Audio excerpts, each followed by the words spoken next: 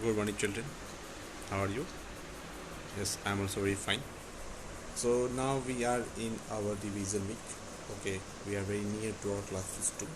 So we have planned to revise the chapters in step by step. So this today in that first one we'll start the revision of chapter one. This week the classrooms also we are revising the topics. We are just clarifying all your doubts. So please come in the classrooms and on the punctual time. Okay, be punctual only. Okay, don't be late, don't be absent. These are things you don't do only. Okay, so now what is that important in chapter 1 is that rational number.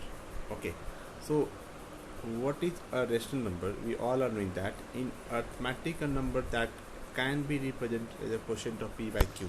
Okay, and that p and q both are integers, and in q is not equal to 0, so they are called rational numbers. Okay, so rational numbers includes all the integers, each of which can be written as a quotient with the integer as the numerator and 1 as the denominator. Okay, so this is called a rational number. Okay, then the next is that this is the family of number system.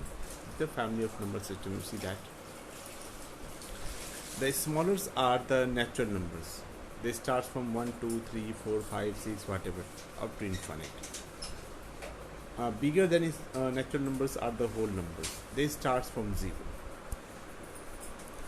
Then whole number is a subset of integers, means it comes positive and negative value including 0 also, and above all is rational number, which includes all these integers. Integers include whole numbers, so whole numbers include natural numbers. That means that's why rational number is so much important only.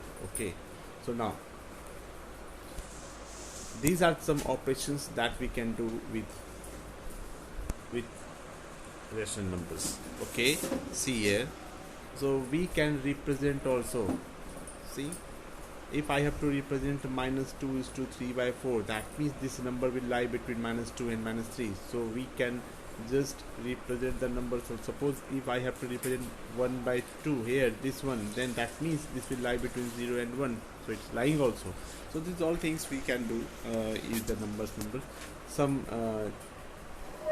properties are also there: closure, commutative, associative, and distributive properties are also there. Okay, we have discussed this all. Okay, closure property, that sum of rational number is a rational number only. Okay, they can be added in any order, that is so commutative. Okay, but this is not followed in the subtraction. Yes, this is followed in multiplication, but this is again not followed in the division. So in this way we have to read this chart. Okay, if I have to go for the distributive law, yes, it is followed in addition, it is followed in that subtraction there also, but it is not applicable in multiplication and division. So this is our properties of rational number. Then the next one is rationalizing. Yeah, this is very important one only. A rationalizing factor.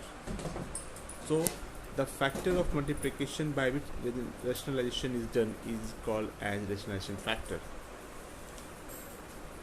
If the product of two surds is a rational, suppose that if I multiply root 2 into root 2 and it becomes 2 only, it has become a rational number. See, these two are the surds only.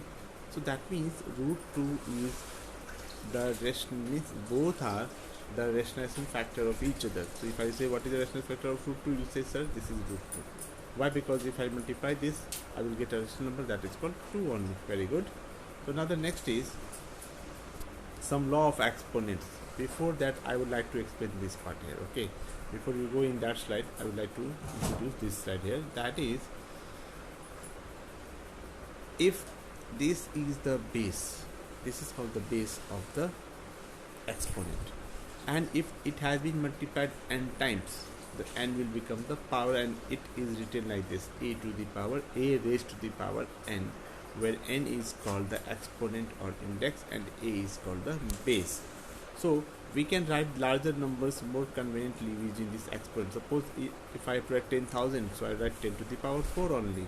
If I have to write 128, so I'll write 2 to the power 7 only. So these are easy things exponents can be. Then what are the laws?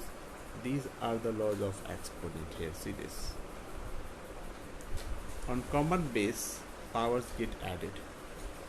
On when they are multiplied, on common base are divided, the power got subtracted.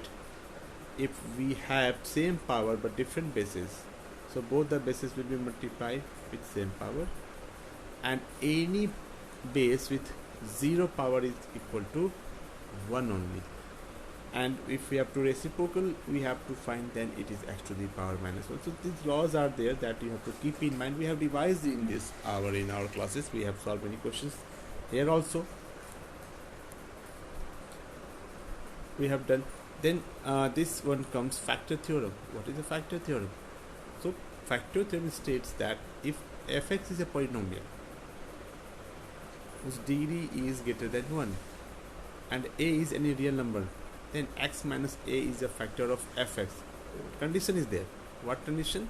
If fa is equal to 0, that means what? That means if I replace this all values of x with a and I get remainder as 0, it becomes a factor theorem. Okay, no doubt. Very good. Now we have the remainder theorem. Okay, what is the remainder theorem? It is saying that when we divide fx by the simple polynomial x minus c, we get fx is equal to x minus c into qx plus rx, and its degree must have 0. Okay, so we can say that fx is equal to x minus c into q into x gets the quotient plus r.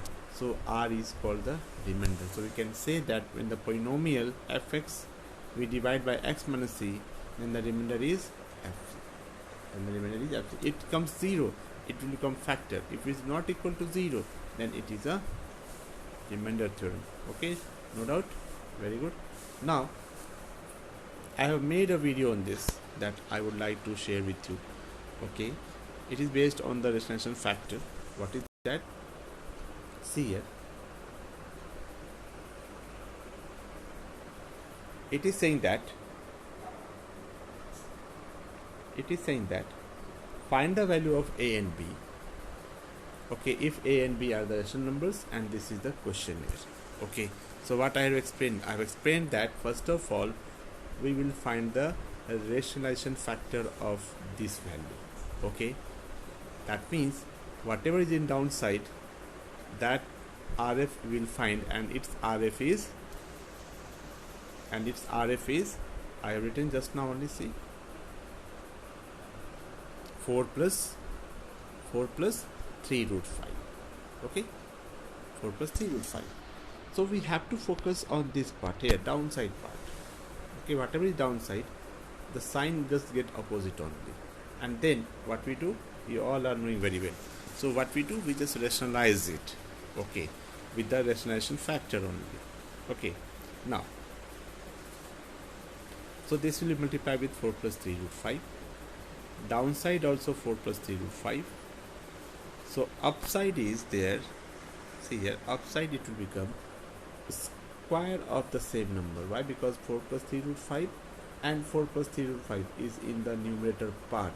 Okay, so this and this multiply together and it will be like this only. Clear? Downside is a square minus b square. Nothing new. We know that. So this is a plus b whole square. So this is 16 plus 45 plus 40 is 12 to the 24 root 5. I'm just using the identities only. Downside is a square minus b square, that is 16 minus 45. So on calculation I get this value for this part. Okay, for see here, for this part. Okay, so I have got this, and this I have to compare with what? This I have to compare with a plus b root 5. This part is going to be compared with a plus b root 5. So let us compare that.